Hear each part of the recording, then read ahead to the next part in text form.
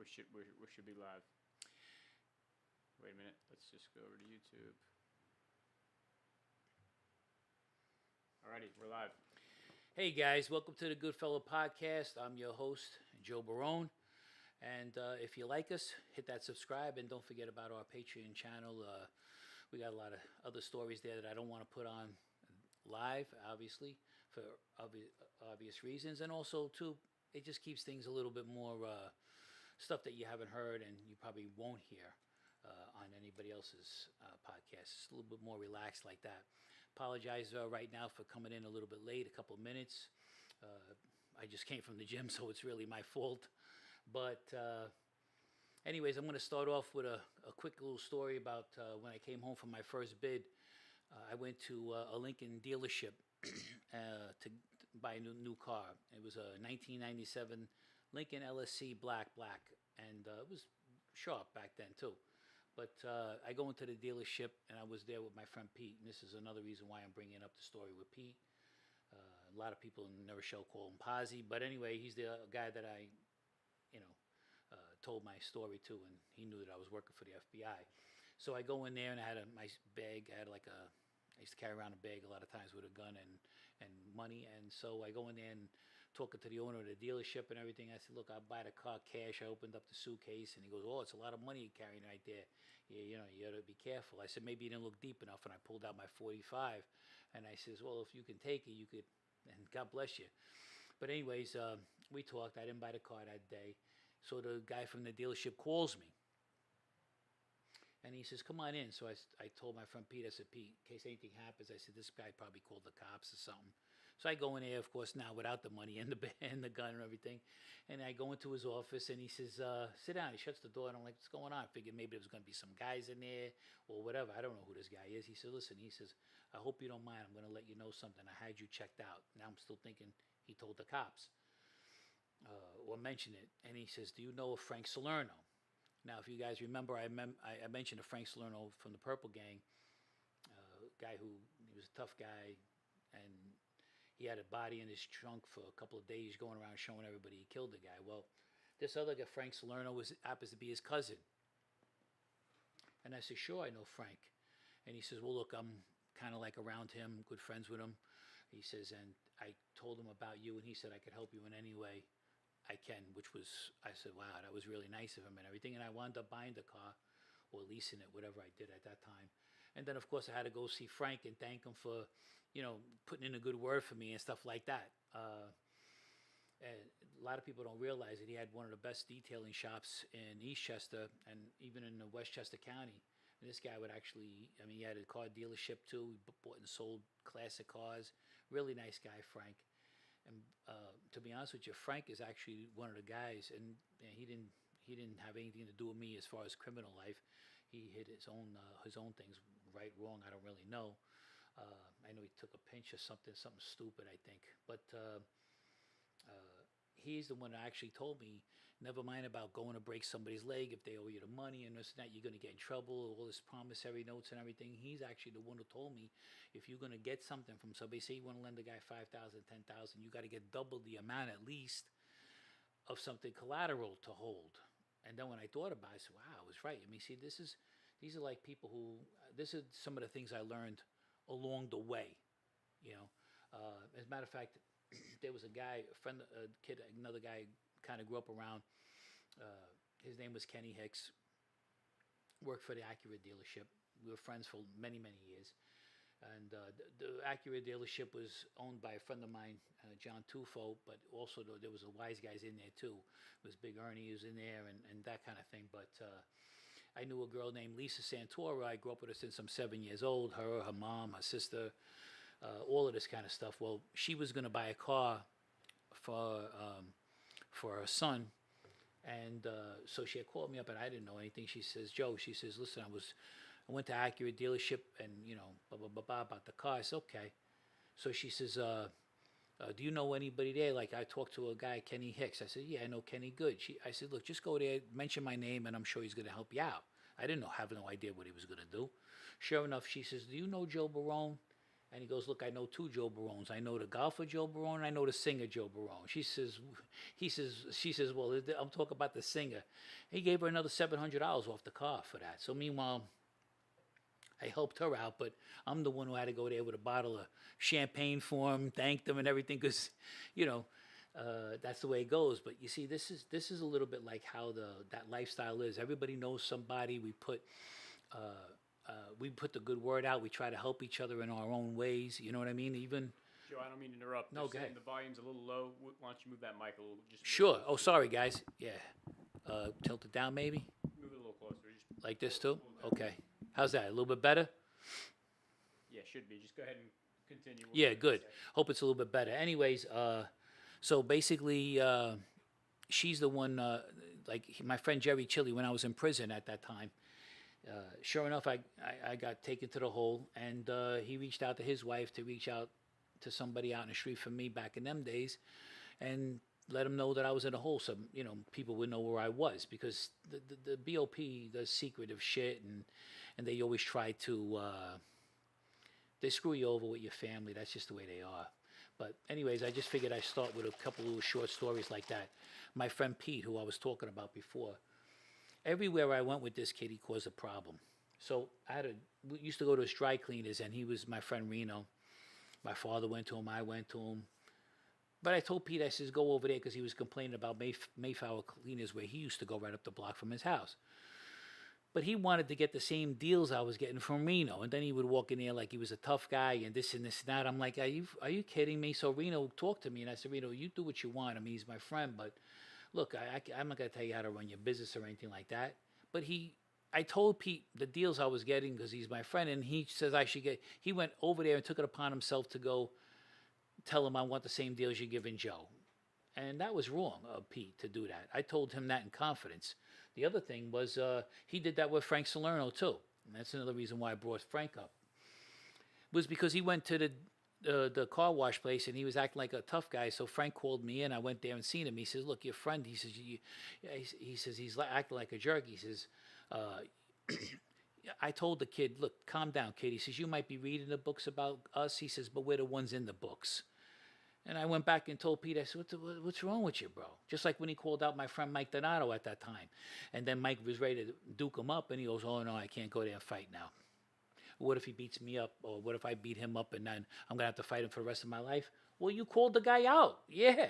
You poke the bear and then you get bit. What do you want from me? So, but anyway, those were some of those little stories I wanted to talk about. And I talk a little bit about New Rochelle because that's where I'm from, and also the Bronx. I hung out mostly there. So you're going to hear more of those stories because, like I said, I even got more about Pete and all kinds of shit. But hey, you got any calls coming in or anything? Oh, sorry about I hope the volume's a little bit better. Yeah, they're saying it's better now. Oh, good. Payman Mansouri says, hi, Joe. It's good to see you. Thank you. Thanks for tuning in. I appreciate it. Hope you like the contents and stuff like that. And also, if you have any questions or any ideas or something like that you might have seen in a movie or something, I'll tell you maybe if it's pretty true or not. EPF831 says Pete got chased around the car, right? Yes, he actually did, right in front of Mayflower Cleaners, as a matter of fact. And my friend Junior from my friend Aurelio is his real name, but we called him Junior. When Junior imitated him, let me tell you something. You want to talk about funny shit? Oh my God, it was the best. It really was. And Mike chased him, but then Mike's not going to run around like that the whole time. Especially when somebody's chasing you, you'd be surprised how fast you can start running. But this is the kind of guy he was. He started the trouble, and then he even did that with his stepmother. When he bought his house, he bought a 2-family house with a basement apartment, little garage in the back. And he says, I didn't know this. His stepmom was Jean. She married his father. I didn't know that he was threatening her, saying things, oh, I'm going to get Joe to come in here, I'm going to do it. I didn't know this stuff. Now, I could have gotten in trouble from that. She could have went to the police because she was scared. And I was always wondering when I saw her after he bought the house, I said, hi, Jean. And she was like scared and like ran away, like was walking fast to get away from me. Well, about a year or two later, he told me about that he was telling her that I would, do this and stuff because he wanted to buy the house. So he wound up buying his own father's house back, back then for like 50 grand. He gave it to get out. That's not a bad deal for a 2-family house and a basement apartment. But anyway, that's the kind of stuff that he would pull. Eminem says, "Why did you chase him around the car?" I wasn't the one who chased him. My friend Mike Donato was the one who chased him. And see, this is the reason why I like the live. I like people I could tell them, is they don't have to wait for an answer. But yeah, my friend Mike chased him when he saw him. He saw him coming out of Mayflower Cleaners with Junior, and that was that. He says, he says, "Want to talk to me like that? Now come here." And the guy didn't want to come, and that was it. Thanks for tuning in, everyone. Like Joe said, any questions you might have, go ahead and ask them in. Joe's here to answer questions live today. What's up, Joe? Hope we gave him enough time too to come in. You know what I'm saying? Yeah. Yeah. Hopefully, you guys watched last week's episode. We told you all that we were going live to next Saturday, and then we had that post last night where you could see and set a notification that went off for us, so you'd be notified when we're actually going live. EP 843 says, or 831, sorry, says, "That's hilarious."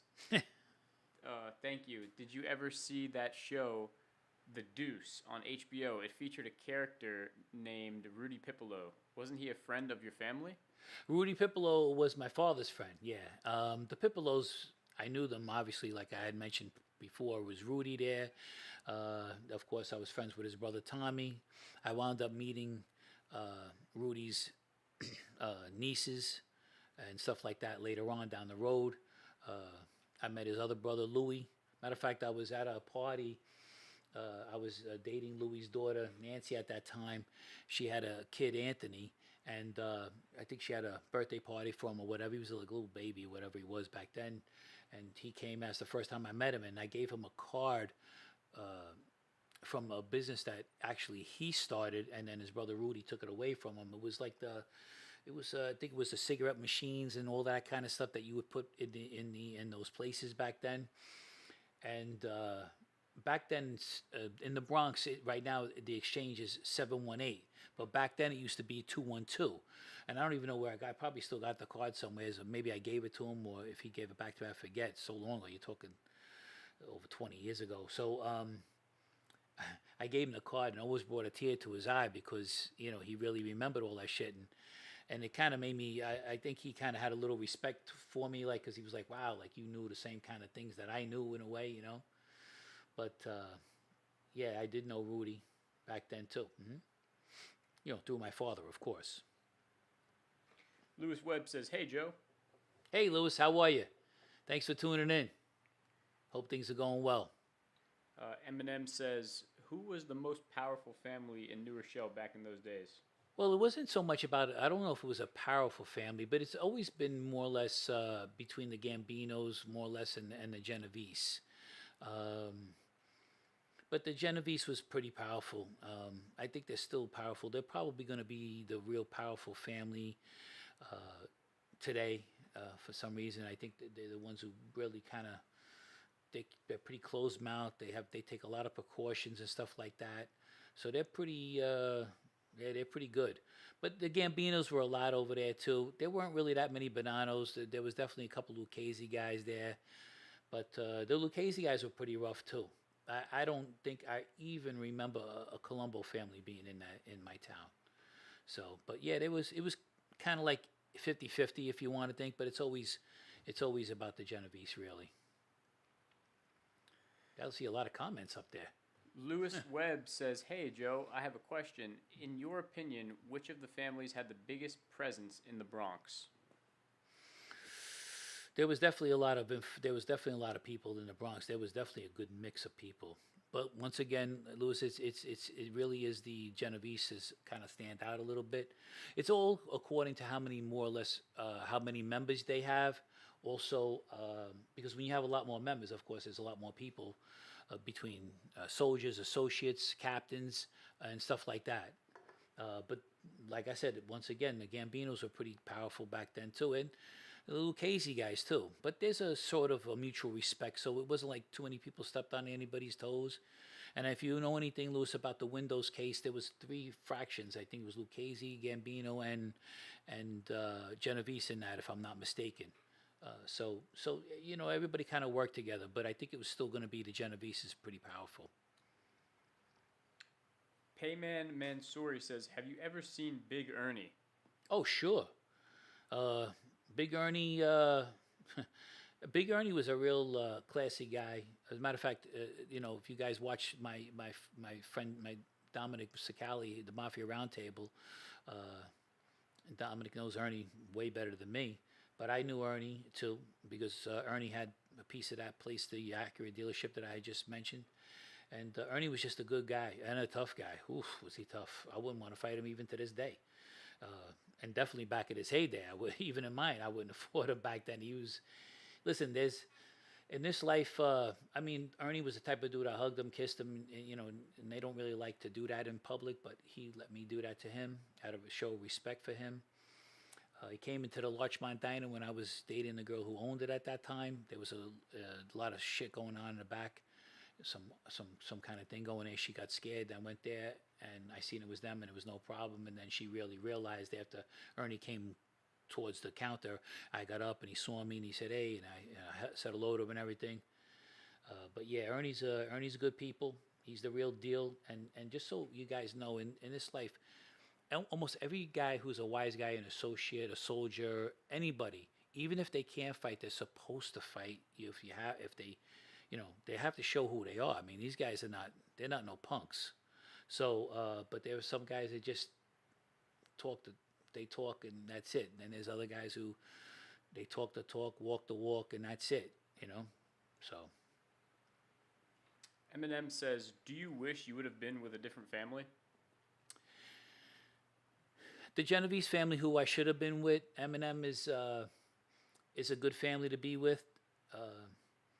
They're pretty strict on the rules there too, stuff like that. But I think the Bonanno family that I was around when I was around Dominic and everything like that, it's I can't say it's more like laid back. That's not the right thing I'm trying to say, but I don't know. There are different levels. I think to the strictness to it.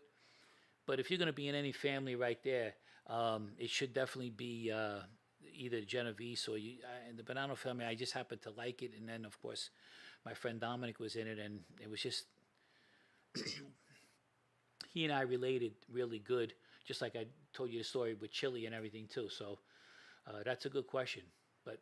And I've told you guys before, if I could have been with anybody, it should have been by myself. I would have been a postman, and that would have been the end of it. But thanks, Eminem, for that. That's all the questions for now. You want to go to some comments in the meantime, Jim? Sure. Let's do it. So, Avita, this was on episode number 16. Avita says, "You mentioned mobsters spending half their money on lawyers. Mobsters shake everyone else down.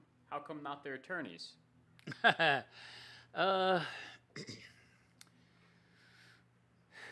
It's kind of a. It's not that they don't shake them down. They still got to be paid, the attorneys. Let's face it. They know the laws. They do the homework, the books. They got paid paralegals and all this stuff. And to some degree, the attorneys know that if they do the wrong things, there could be repercussions. But basically, you try not to. Wise guys try not to fool around with the law, and they don't try to really do things against the system too much. They kind of try to keep it within their own circle, if you know what I mean. But most attorneys that are on with the wise guys like that, pretty much there's some things that go back and forth. Like sometimes an attorney will pass a message to somebody else if he needed to be, or they won't take maybe as much money, or maybe they get caught doing something. Maybe they're degenerate gamblers and they owe a lot of money. There's so many other things that can be done. But it's not like about personally shaking them down. Listen, most wise guys have a lot of money. And then there's a lot that don't. Hope that helped out a little bit on that one. This one's on episode 15. Frank Mario says, here's a guy who was undercover working for the FBI for 20 years, and he comes on YouTube, and he's not embarrassed. Uh, that's not entirely true. I don't like what I did. I've mentioned that before. Embarrassed. The word got out in the papers about me. When I had to fight my trial, I took what they call the public authority case. Excuse me a second. And once you do that, it's been all out. Matter of fact, it was all over the prison system. The FBI embarrassed me more than anything else as far as letting what I did out. But being embarrassed, there's nothing I can do. I did what I had to do at that time. I thought it was the right thing to do. And that was my decision. So, but I don't like what I did. I'm still who I am. I've always been that way. And look, the FBI threw me to the wolves even probably worse than what the wise guys did. Either way, betrayal is betrayal no matter who you're around. Kev Smith says, awesome stories. I finished them all in 2.5 weeks. Really refreshing content, Joe. And you don't seem full of yourself like many do. Also, the guy who's asking the questions and so on is a good guy and lets him tell his story. New subscriber from the UK. Hey, thanks. Who was that now? What was his name? Kevin Smith. Thanks, Kevin. I appreciate that. Look, I'm not going to come out here and try to be somebody I'm not. I'm not going to pretend I'm this or pretend I'm that. And I appreciate that because, look, I don't know if I told the guys a story. This story was just between me. Nobody hardly knew it. And I might have said it already on the air because I'm going to tell you how honest I am. When I was driving on the Cross County Parkway, then there's a kind of a ramp where you go down to, you can get on the Sprain. What was it? Yeah, it's a Sprain. And I lived in Yonkers at that time. Okay, so this guy, I was tailgating him. He had a Jaguar convertible, the older ones. It was brown. I never forget it. Brown with the darker brown convertible roof. I was tailgating him a little bit. I'm not going to lie. Well, I guess the guy got nasty. He told me to pull over. I pulled over. I pulled behind him. Well, this guy got out of the car. He had a shaved head. He was dressed to the nines. He had a beautiful long cashmere coat on. It was brown. Never forget. He had a suit on. And I was getting ready to get out of the car, and he went, "Come here." Well, this guy looked like he was gonna crush me. He was like a monster, like this. Anyways, he was angry, and I wasn't. I just wanted to get I was like, "You got a Jaguar? Can't you take the turn better than me? I got a Buick 2-door Electra. I'm whipping around turns like nothing." But anyway, I got back in my car and I drove and I left him and he looked a little disappointed that he didn't get a chance to give me a beating, right? But if you ever saw that movie, it reminds me of that story from Troy. I don't know if you guys ever saw the movie Troy with Brad Pitt. And so Brad Pitt was in there and he was going to fight Achilles at that time. Achilles is Brad Pitt, but the other guy, the Prince of Troy, he says, why fight me now with nobody here to watch you fall? And I was thinking the same thing now, like back in those days, like I was by myself. This guy was going to leave me in the gutter. I says, it's not my time. So I just drove away. Call me a punk, whatever, but sometimes you got to pick your battles. And that was a battle I just don't think I was going to win. But thanks, Kevin. I appreciate it. Anything else up there? We have a few live questions. We'll go back to those for now. Sure. EPF831 says, did you ever run into Robert Lino Jr. with the Bonannos? I think he went down in the late 90s for a pump and dump scheme. Was your crew ever into the stock fraud racket? I think, two questions there. Yeah. I don't know if I remember Robert. I know I've heard of him, but I didn't get a chance to meet so many people in the 90s. Believe it or not, I went away, I think in 1990, and I did my bid. I got out and I actually took it to the door. I didn't even go into the halfway house. So I got 4 years at that time, and I did 3 years, 6 months to the door. So I don't know if I bumped into him. Of course, I bumped into a lot of wise guys there and some associates as well.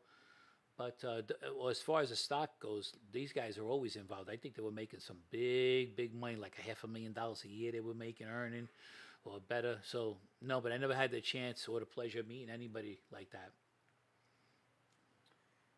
And then the second part of it was your crew ever into the stock fraud racket, or did you already get? I'm not sure. I'm sure they dabbled in it investment wise. And of course, there's always guys that are in the stock market that we could always go to. There's in every walk of life, from stock markets, politicians, the vitamins, the people who were involved with it by Viagra's and credit cards, anything to make a buck or anything that we can get involved in, you're going to get involved in construction, everything like that. So, but I'm sure that they were.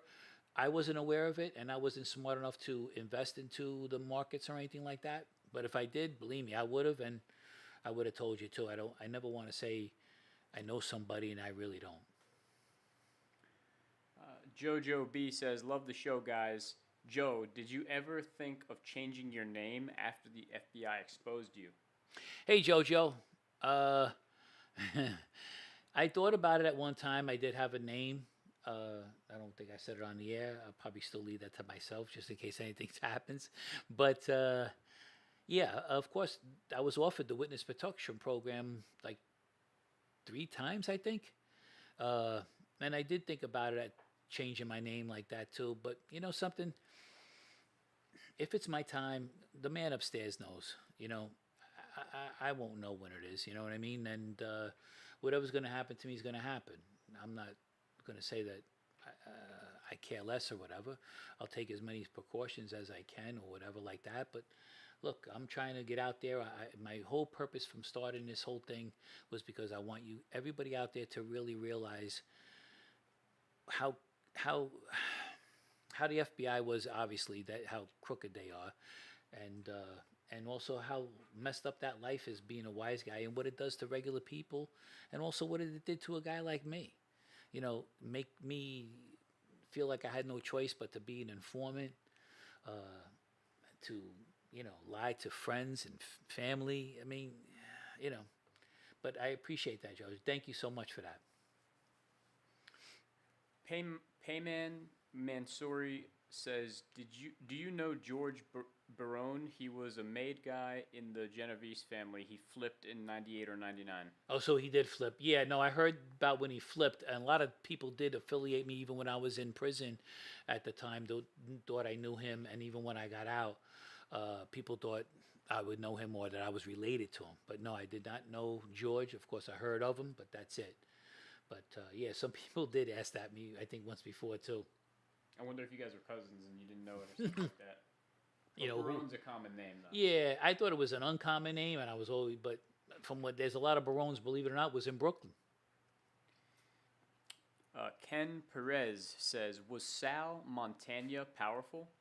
Sal Montana. Why do I know that name? Sal Montana. Was that the? Jeez, I don't know about that name. I don't know why. We'll look up his name, see how it may be affiliated in my lifestyle. But like I said, I don't know everybody, and I don't think I knew him either. Just to be honest with everybody, I just want to keep it real. Kevin Smith says, half hour late, but I made my first live from the UK. Hey, hey, Kevin, thanks, bro. I appreciate you tuning in, man. You got some good questions and stuff too, and thank you for following, man. It means a lot, especially I'm all the way out there now, and I'd love to go to the UK. I think my friend Dominic wants to go out there or something like that too. He said it was really nice out there, like there's old places or whatever, but Dominic does a lot more traveling than I, so. Timothy O'Reilly says, Joe, have you become religious since you've changed direction in life? That's a good question. I can't say I'm religious. Do I believe in God? Yes. Did I read my certain things of the Bible? Yes. As a matter of fact, Psalms is really my favorite scriptures, especially the Psalm of David and things like that, because David, if everybody knows David was God's favorite. But I didn't go to prison to become religious or like that. I had God in my whole life since I'm a kid. My mother used to take me to church when I was a kid. I went to a Catholic church. I went to a Protestant church. Went to a Lutheran church. That's like Protestant like they call it. But yeah, I don't know if I'm really like religious, but do I believe in God? Yeah, of course I do. There's every story. There's always some basis of fact, no matter what it is. Somewhere's along the line. So EPF 831 says, just to circle back to that question he had earlier about Robert Lino Jr. He said he was the iron worker.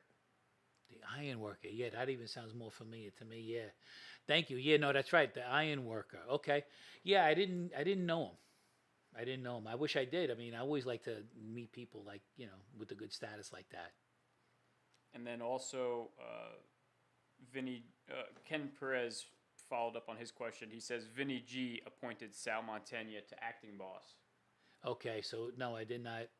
Then I did not meet him.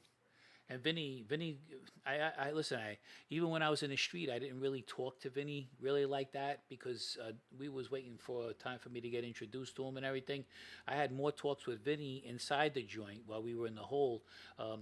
I was on one side of MDC and he was on the other. But him and I would meet in the law library, and we had a lot of good talks in there. I mean, so realistically, I didn't even know Vinny that good in the street. My only connection to Vinny was through my captain, Dominic. And, Dominic wasn't still going to bring me up to him until we had some kind of a deal going, legitimate deal, actually.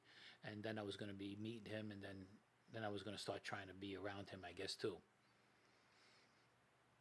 But I appreciate you letting me know. That now I know why that name sounded familiar. Okay.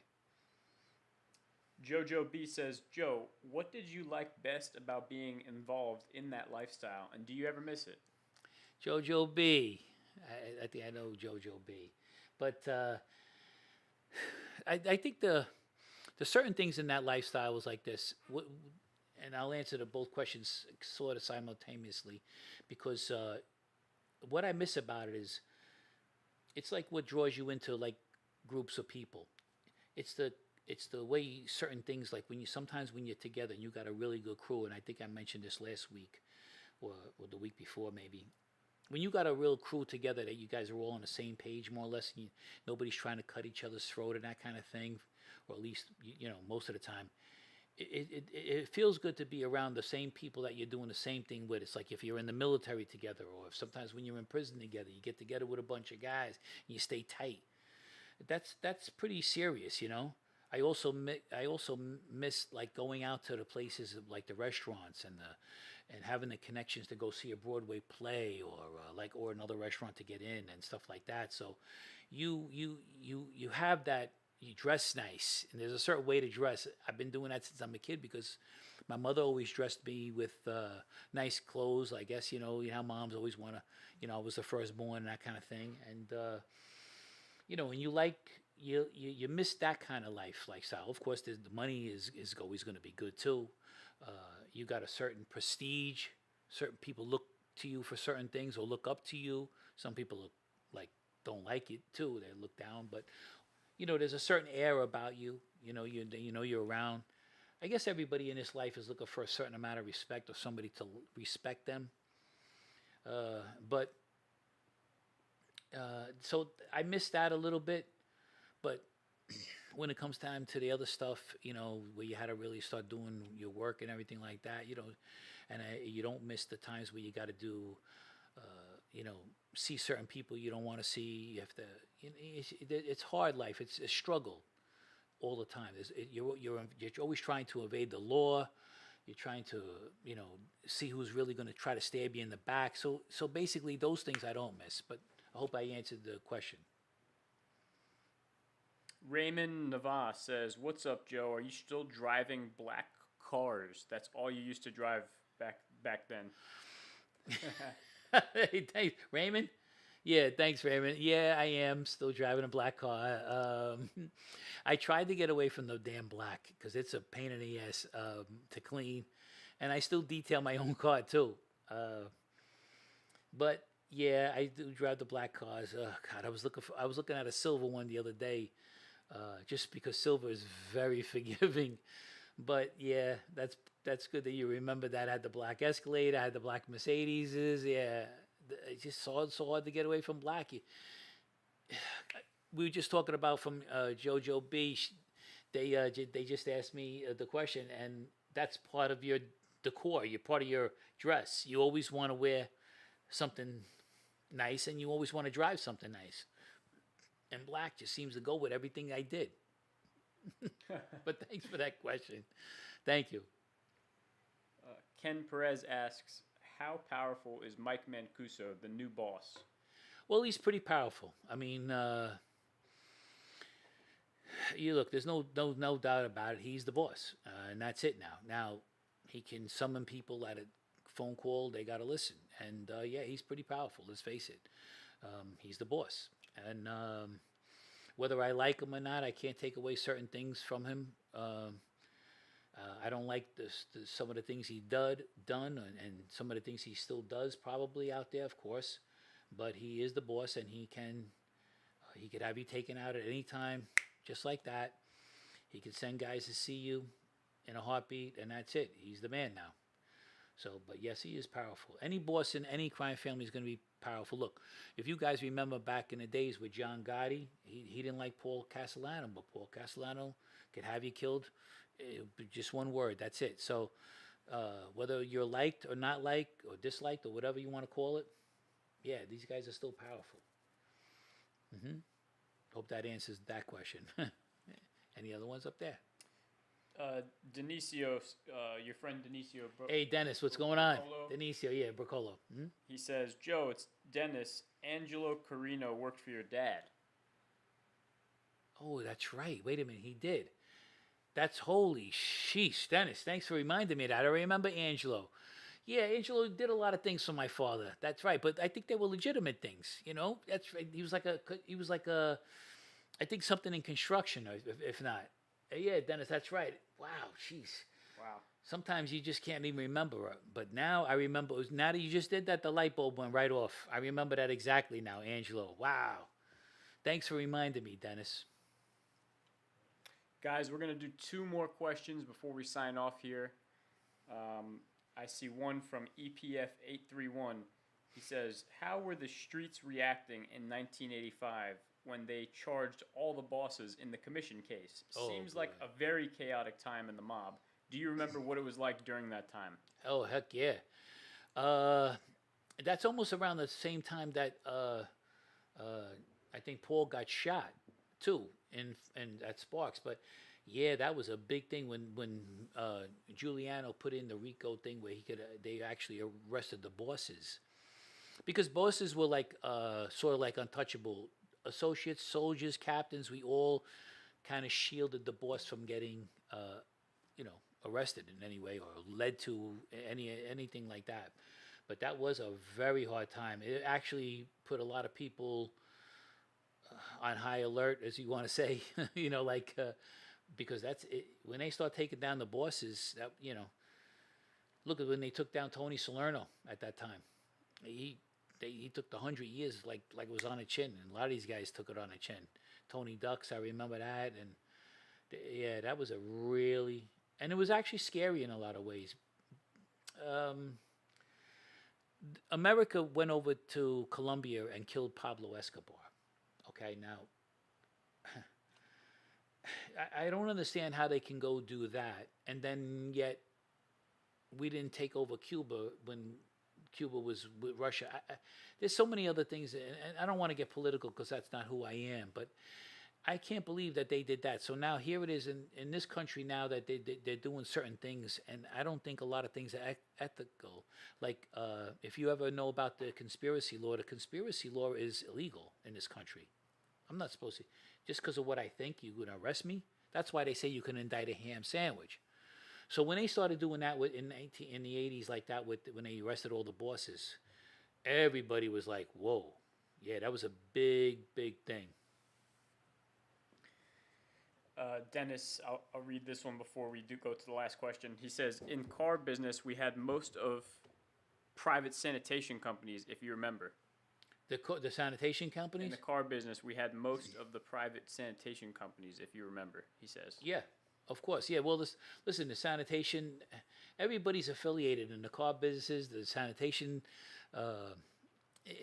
It all just is compared to who you know and who you don't know. And Dennis and I knew Rod. We knew a lot of different people, and Rod Marion took care of a lot of those guys that were connected in the sanitation department and everything. Sure. Here's a good one to end on. Eminem says, "In that life, was there ever a time when you thought you were going to be killed or came close to being killed?" Many times. Many times. Eminem, that's a very good question. Of course, I think I mentioned a couple of times when Dominic would call me late at night, early in the afternoon. Whenever he called me, I went. Every time that he called me, I never thought I was coming back. Okay, so I hung around with Dominic for years. So you tell me how many times I might have been that he called me on spur of the moment. I can't tell you. Also, because I didn't like what I was doing, I guess I thought about it, but I didn't because I was so, how could I explain it? I'm trying to just, it was something I didn't want to do, and it's something who I'm not. And so doing it to find out who killed my father at the same time changed my whole life once my father died. And I cared for people, but I still couldn't tell them everything I was doing. And then there's a part of me that the way Dominic took me under his wing, and when you're around somebody of that caliber like that, and who's the real deal, you want that kind of life too, in a way. So I was torn just by that alone. So then I said to myself, I deserve to be killed for doing what I did. You know.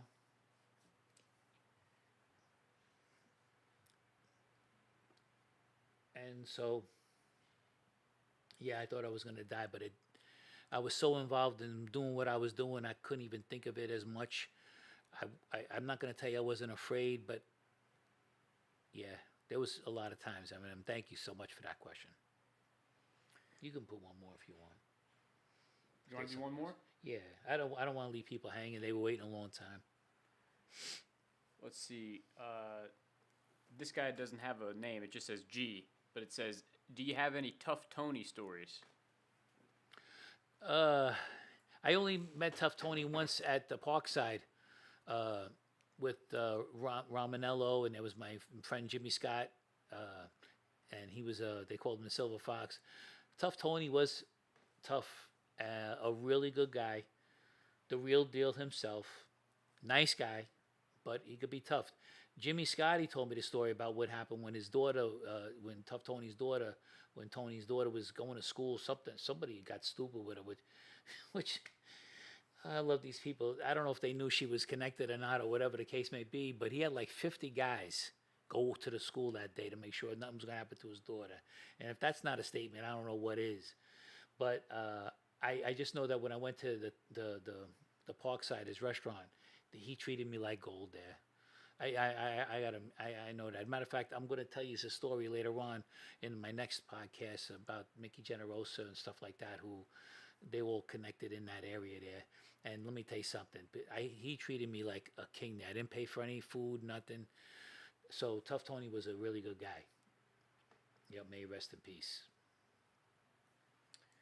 Well, we'll go ahead and call it there. Joe, you want to go ahead and do the intro? Yeah. So outro, I mean? yeah. So anyway, this is the Goodfellow Podcast. If you like us, subscribe, and give us a like, a thumbs up. Don't forget about our Patreon channel too. That stuff over there is kind of more relaxed, a little bit more kind of laid back. I'll even give you I do a little few extra things there, and some other stories I get, because like I said, I don't want to get into no keyboard stuff. I don't want to start calling out anybody like that, and stuff like that. I just want to keep it real. And but if that's what I say. So that's pretty much it. I want to give a shout out to Mafia Roundtable, my dear friend Dominic, and hopefully we all of us will get together one day too, and we'll do something live. Absolutely. Thanks, guys, for watching. Like Joe said, please remember to subscribe, like, comment,